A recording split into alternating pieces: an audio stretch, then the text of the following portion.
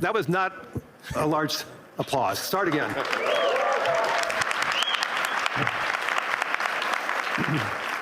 That's better. Thank you. Yeah, we're going to make this interesting. How many quotes are you going to want that are going to be after this session? I don't know. I mean, 5. Okay. So good afternoon, everyone. It's great to see everybody here. It's been an amazing week here in Davos.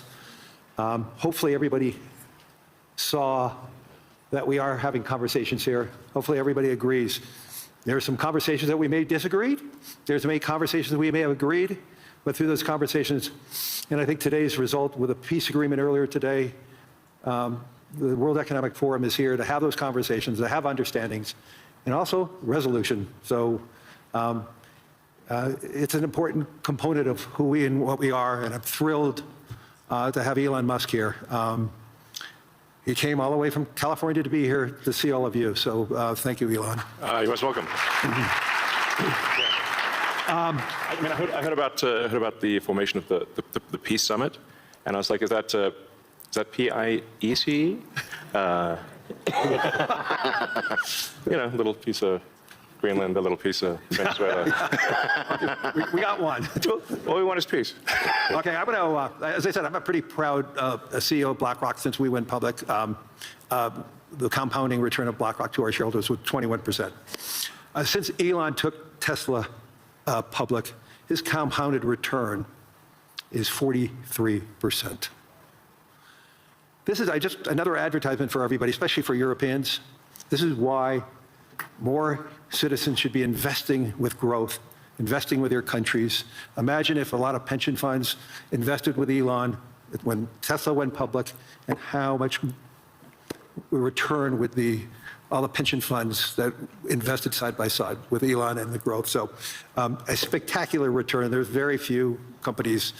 Well, I don't think there's any other company as large as Tesla today that has that compounded return, so congratulations. Oh, thank you. It's a good measurement. Well, we have an incredible team at Tesla, and that's the reason. So I want to get into the dirt, the meaningful component about technology, the possibilities.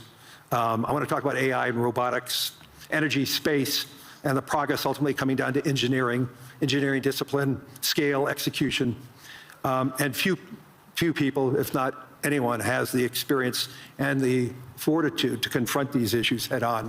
Not just the ideas, but the execution across so many different technologies, Elon, and that's why I thought it was important for us to have this dialogue here in Davos. So you're presently building on AI, on robotics, on space, on energy, all at the same time.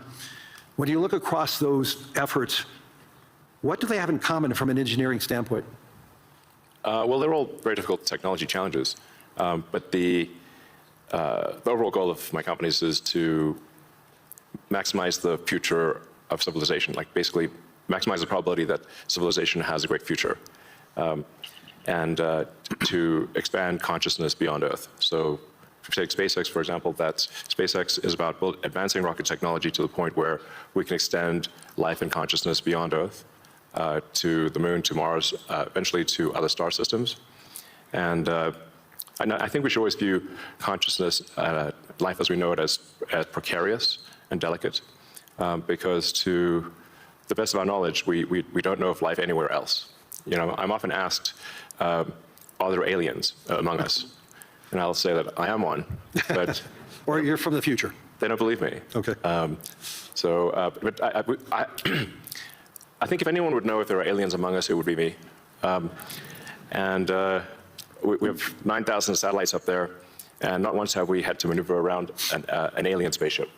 So I'm like, I don't know. Bottom line is, I think we need to assume that life and consciousness is extremely rare, and it might only be us. And if that's the case, then we need to do everything possible to ensure that the light of consciousness is not extinguished, because we're effectively, the way I view it is, the image in my mind is of a tiny candle in a vast darkness, a tiny candle of consciousness that could easily go out. And that's why it's important to make life multiplanetary, such that if there is a natural disaster or a man-made disaster on Earth, that consciousness continues. That's the purpose of SpaceX. Tesla is obviously about sustainable technology and And also, at this point, we've sort of added to our mission sustainable abundance. So with robotics and AI, this is really the path to abundance for all. If you say, people often talk about solving global poverty, or essentially, how do we give everyone a very high standard of living? I think the only way to do this is AI and robotics, which doesn't mean that it is without its issues. I mean, we need to be very careful with AI. We need to be very careful with robotics. We don't want to find ourselves in a James Cameron movie, Terminator. He's great movies, love his movies, but we don't want to be in Terminator, obviously. But if you have ubiquitous AI that is essentially free or close to it, and ubiquitous robotics, then you will have an explosion in the global economy, an expansion in the global economy that is truly beyond all precedent. Elon, can that expansion be broad? Yes. Or is it narrow? And how can that be created? How can it broaden the global economy? Yeah, I mean, a way to think of it is that if you have a large number of humanoid robots, the economic output is the average productivity per robot times the number of robots. Right. And actually, my prediction is in the benign scenario of the future that we will actually make so many robots and AI that they will actually saturate all human needs. Meaning you won't be able to even think of something to ask the robot for at a certain point. Like there will be such an abundance of goods and services, because my prediction is that there'll be more robots than people. So. But how do you then have human purpose in that scenario? Yeah, I mean, nothing's perfect, I mean, it is a necessary. Like you can't have both. You can't have work that has to be done and amazing abundance for all. Because if it's work that has to be done, then you and only some people can do it, then you can't have abundance. Then for it's all. narrow. It's narrow, Yeah. exactly. So, but if you have billions of humanoid robots, and I think there will be, then I think everyone on Earth is going to have one and going to want one, because who wouldn't want a robot to, assuming it's very safe, watch over your kids, take care of your pet. If you have elderly parents, a lot of friends of mine said they have elderly parents. It's very difficult to take care of them. Expensive. Yeah, it's expensive, and there just aren't enough people to take care of there aren't enough young people to take care of the old people. Right. So if you had a robot that could take care of and protect an elderly parent, I think that would be great. That would be an amazing thing to have. I think we will have those things. So, I mean, overall, I'm very optimistic about the future. I think we're headed for a future of amazing abundance, which is very cool. And definitely, we are in the most interesting time in history. I think there's a more interesting time in history. So. Can you and I reverse aging in this new history, or are we going to see it?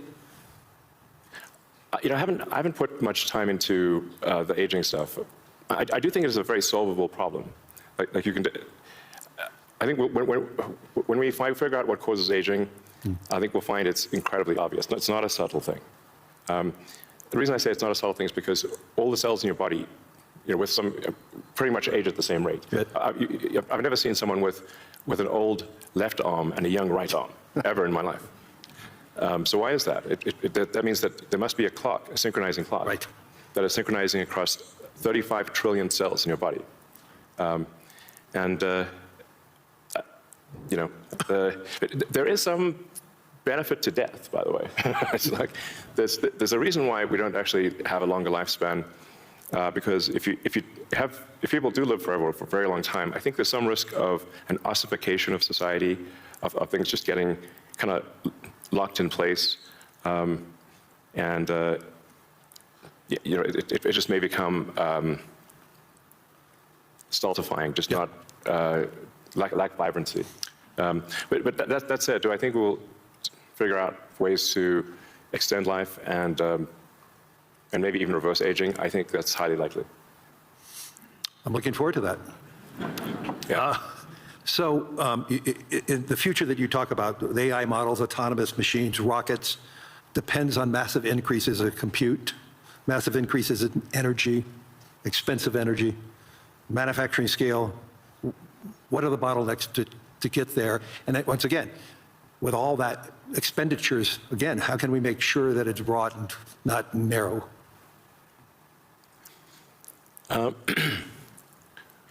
I just think the natural thing is it's going to be very broad because AI companies will seek as many customers as they possibly can, and the cost of AI is already very low and it's plummeting every year.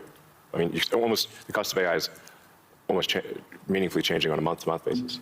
There's open models now everywhere. Yeah. Yes, there's open models. And the open models only lag. They're maybe a year behind the sort of closed models. So I think the AI companies will seek as many customers as possible, which means they'll provide AI to the world. But the cost of getting to there, the compute, the chips, the fab, the powering, that to me, what are the those are huge. The limiting factor. Yeah, I think the limiting factor for AI deployment is fundamentally electrical power. It's energy. Yeah. I mean, we're seeing the rate of AI chip production increase exponentially, but the rate of electricity being brought online is 3%, 4% a year, max. Yeah. It's clear that we're very soon, maybe even later this year, we'll be producing more chips than we can turn on. Except for China. China's growth in electricity is tremendous. They're building 100 gigawatts of nuclear as we speak. Actually, solar is the biggest thing in China. So I believe China's production capacity on solar is 1,500 gigawatts a year, and they're deploying over 1,000 gigawatts a year of solar. Now, for continuous solar load, you divide that by roughly, 4 or 5.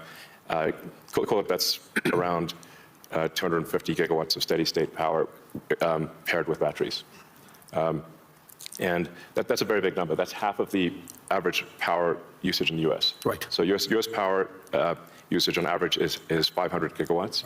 China, just in solar, in solar like that, can provide steady-state power, and batteries can do half of the U.S. electricity output per year just with solar. Solar is by far the biggest source of energy.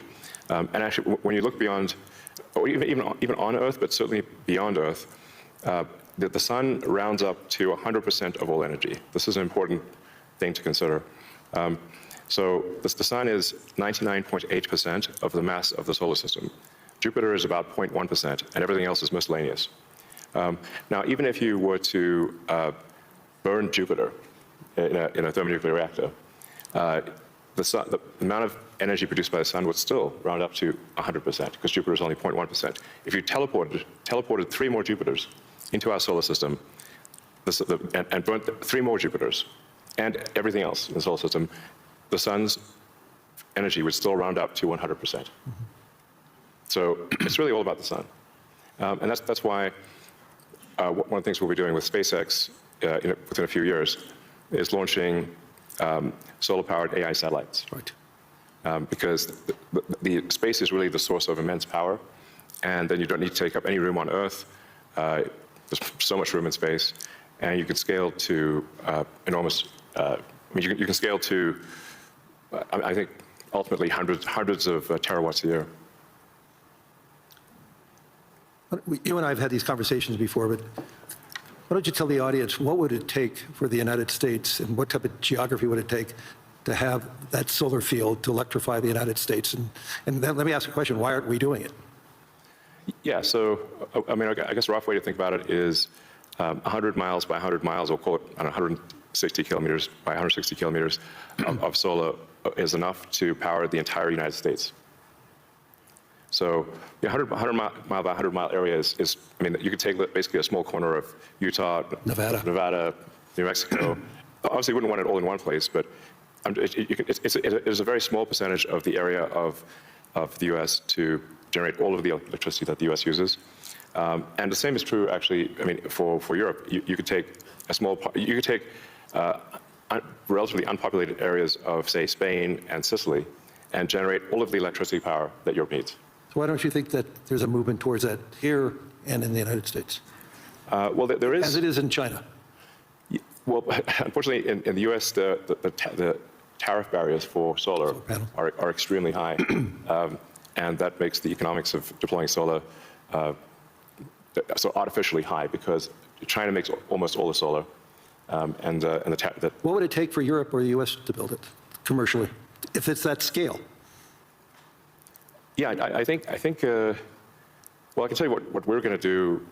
You know, SpaceX and Tesla is we're building up large-scale solar. Right. So the SpaceX and Tesla teams both separately are working to build to 100 gigawatts a year of solar power in the U.S.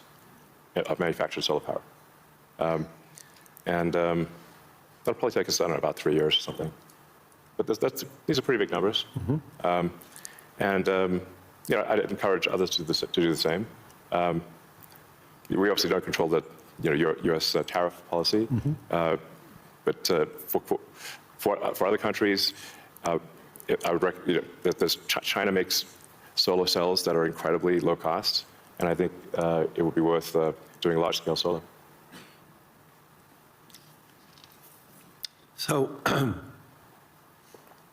I know you're going to be having a couple of big announcements on robotics and what it can do.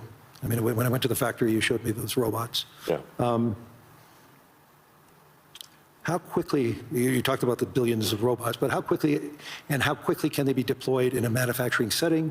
How quickly can they be utilized and be functional and create that abundance that you talked about?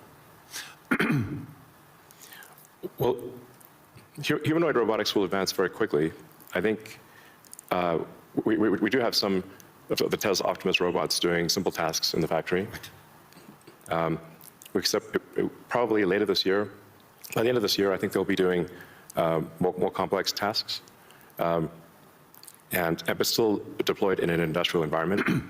And probably sometime next year, I'd say that by the end of next year, I think we'd be selling humanoid robots to the public.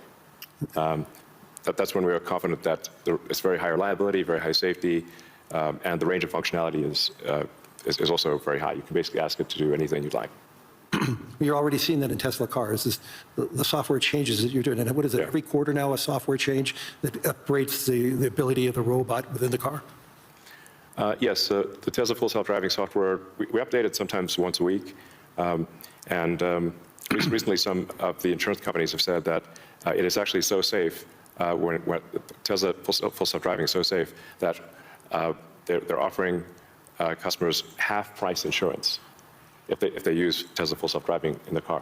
And that can be monitored by the insurance company? Is that part of the agreement then? Yeah. I think self-driving cars is essentially a solved problem at this point.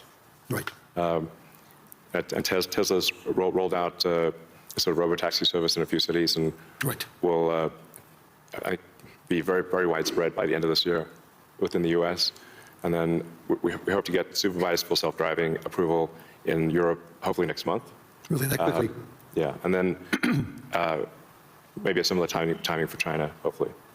I want to move to space because historically space is very capital intensive. It has historically been done by governments. Obviously, SpaceX changed the whole model.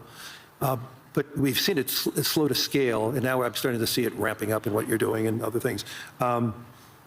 Talk to us about the automation and AI, how it's changing the economics in building and preparing for us in operating in space.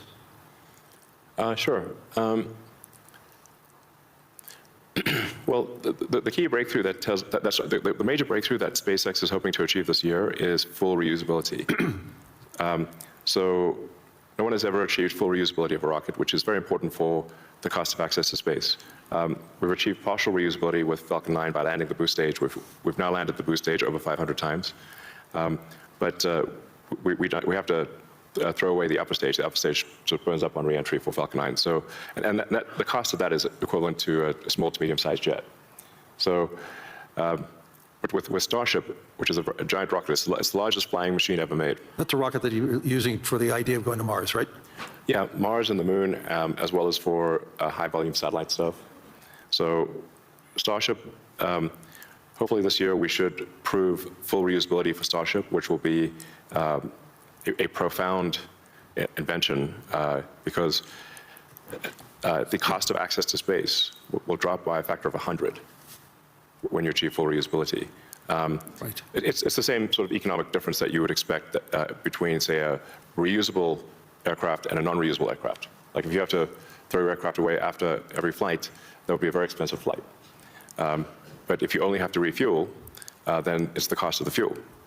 And so that's really the fundamental breakthrough that gets the cost of access to space, we think, below the cost of freight on aircraft. So, under $100 a pound type of thing easily. So it makes putting large satellites into space very low, very cheap. And then when you have solar in space, you get 5 times more effectiveness, maybe even more than that, than solar on the ground, because it's always sunny. It's cold.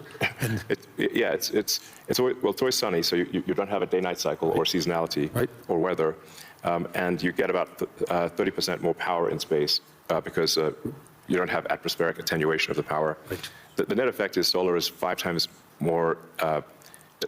Any given solar panel will do 5 times more energy in space than on the ground. Is there any capacity in doing that and then taking that power and bringing it back to Earth? Is there any way of doing that, or you're just taking that power and utilizing it for the needs, like building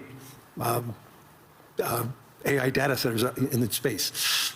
I think the case, it's a no-brainer for building solar-powered AI data centers in space, because as you mentioned, it's also very cold in space. If you're in the shadow, then it's very cold in space. There's 3 degrees Kelvin. So you just have solar panels facing the sun, and then a radiator that's pointed away from the sun, so it has no sun incidence, and then it's just cooling. It's a very efficient cooling system.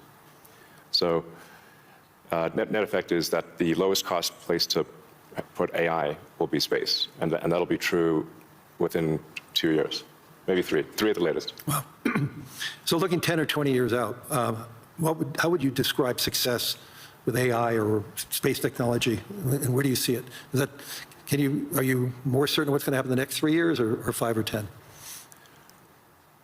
I don't know what's going to happen in 10 years, but the rate at which AI is progressing, I think we might have AI that is smarter than any human by the end of this year, and I would say no later than next year. Wow.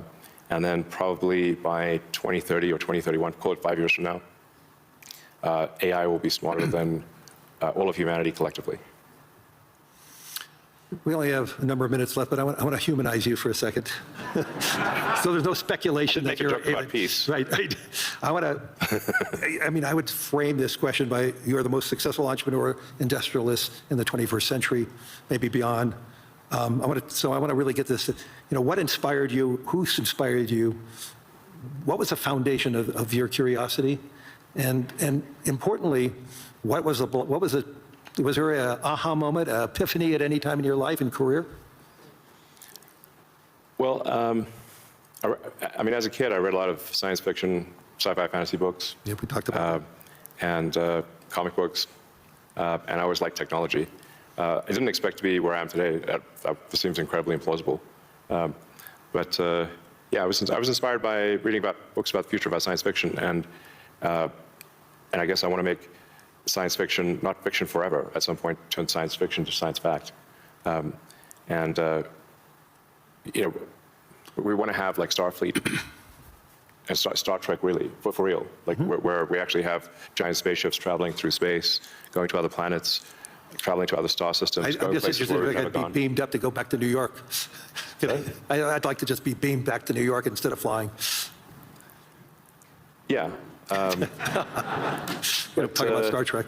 No, I guess my essential, what I would call the philosophy of curiosity. I'd like to understand the meaning of life. Is the standard model of physics correct regarding the beginning of life, beginning of existence, and the end of the universe? What questions do we not know to ask that we should ask? And AI will help us with these things. So I'm just trying to understand, how do we get here? What's going on? What's real? Are there aliens? Maybe there are. And if we've got spaceships that are traveling to other star systems, we may encounter aliens, or we may find many long dead alien civilizations. But I just want to know what's going on. I'm curious about the universe, and that's my philosophy. Do you see yourself ever going to Mars in your lifetime? Yeah, I mean, I would say like, That's a long commitment. I've been asked, but Isn't that 3 years each way? it's 6 months. 6 months, that's all it is? Yeah, 6 months, but the planets only align every 2 years. Okay. So, yeah, I've been asked a few times, like, do I want to, die on Mars? And I'm like, yes, but just not on impact. That's a good answer. Anyway, we're out of time. Hopefully everybody enjoyed this. I mean, there's so many myths around Elon Musk. I can tell you he's a great friend, and I constantly learn so much from him. And I'm totally inspired by what he has done. I've been inspired who he is, and I'm totally inspired by his vision of the future. And I don't think it's such a bad future, and I agree with his optimism. So Elon, thank you. Any last words? Well, I think my last words would be, I would encourage everyone to be optimistic and excited about the future. Good. And generally, I think for quality of life, it is actually better to err on the side of being an optimist and wrong rather than a pessimist and right. On that note.